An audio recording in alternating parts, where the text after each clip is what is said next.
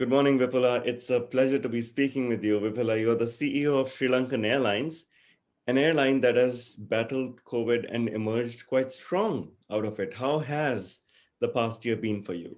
Yeah, good afternoon. It's late in the evening in Colombo. It's a sunny day. So thank you, Shashank, for giving me this opportunity, and it's a pleasure to talk to you. Yes, we are not different to most of the other airlines in the region. So it has hit us very badly initially, but only a good thing is that we have been able to manage the situation and get on top of the situation from time to time.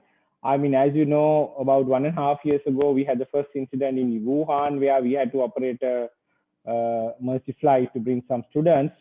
Then, of course, the airport came to a sort of complete lockdown in April. But even at that time, we were operating, we were doing the cargo flights and helping our exporters and importers. At the same time, helping the passengers, stranded passengers, Sri Lankans all over the world. Right, right. What's interesting in this journey has been not only have you done the bare minimum, repatriating customers, keeping the bare minimum flights going, but you've really gone above and beyond. And a great testament to that is when in January, Sri Lankan became one of the first Asian carriers to be awarded the platinum rating by the Apex Health Safety powered by Simply Flying. And now, half a year later, you've been promoted to diamond. Not only that, you're the most improved airline in the world when it comes to health safety. And that shows a lot of commitment from and oversight from the executive team as well, isn't it? Yeah, that's correct. I think we never compromise on the health and safety because it's part of our life. But now going forward, this is going to be in our DNA. So we have done many things, and I mean, thanks to the efforts of my team and everybody who works at Sri Lankan, we never compromise. I mean, we have improved a lot. Now, just to run through a couple of initiatives, we do have a COVID task force meet every week, and with it's like represented by all the stakeholders, the unions, everybody. So they go through the requirements, they assess the risk, and I must tell you, like our COVID numbers about 310 for the last 1.5 years, and we got 5,600 staff working. So which is a tremendous achievement from an airline's point of view, and most of them are in direct touch with the customers and the passengers. Wow, that is fantastic. And proactiveness in this way definitely helps. You mentioned the COVID task force. I believe Sri Lankan has recently even appointed a chief medical officer. That's a significant long-term commitment.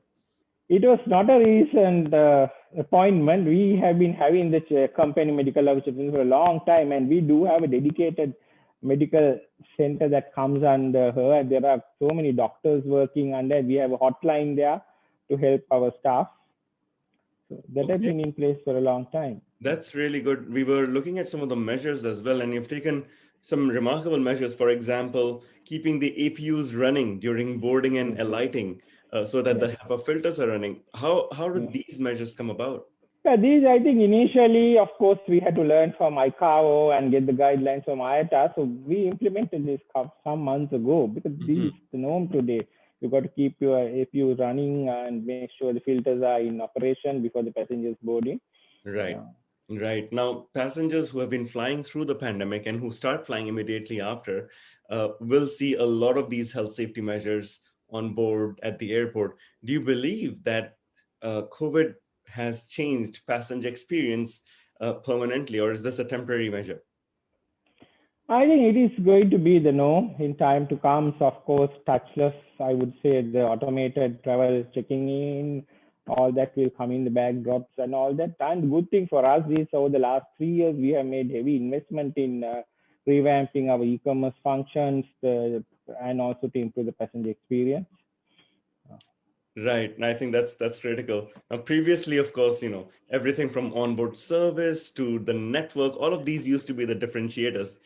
As you start growing again, as you start opening up once again and scaling up, how will Sri Lankan be differentiating compared to competition in the future? I think the health and safety will be a major aspect we need to look at, and also the passenger convenience is very important. We need to have the seamless checking in, seamless baggage drops, all that have to be in place. Of course, we are ready for all that because, as I told you, that some investments have been made. We are, yeah, in fact, working with the ITA Travel Pass also that will be on board very soon as well. Uh, No, that is great to know. I mean, things like health passes definitely help rebuild trust, Yeah. and that's ultimately the aim. Is there something in the past year that has surprised you about your team within Sri Lankan Airlines? Oh, I must tell you, I got a fantastic team, and Sri Lankan situation in terms of the COVID, we have had ups and downs. So my team had been very committed, and they come to work in spite of all the restrictions and the other logistical challenges, while following adhering to the safety standards. That's why we have only had about 310 or 15 staff numbers with COVID positive. Right, right. That's fantastic. I believe Sri Lankan also has now 100% vaccinated staff for customer facing staff. Is that right? Uh, we have, if you take the frontline staff like the tech crew and the cabin crew, we are about 95%. Okay. Overall, we are about 76%. Of course, we got few more vaccines we need to. We are working with the government to get that. So Right. that is something that has been also one of the reasons why our numbers are low compared to most of the other places. Correct, correct. Now, you've been, of course, the CEO of a company which has had to go remote in the last 1 year. How has your leadership style evolved? How have you managed a remote team? Actually, I worked overseas so many companies, so it is nothing new for me. In fact, I kind of like it, and it improves your productivity. But at the end of the day, you can't do it for too long. We need to have the human touch. Because I have not traveled for the last 14, 15 months, Oh so it man, is not good here's in one way. Yeah, yeah, it's quite remarkable to hear an airline CEO saying, "I have not traveled for 14 months," but that's the new reality of our world, isn't it? Well, yeah. I It is. do believe that some of these measures you have been taking will help bolster the trust and the position for Sri Lankan Airlines. And once again, congratulations on getting the Apex Health Safety Powered by Simplifying Diamond rating and becoming the most improved airline in the world when it comes to health safety. Vipula, thank you.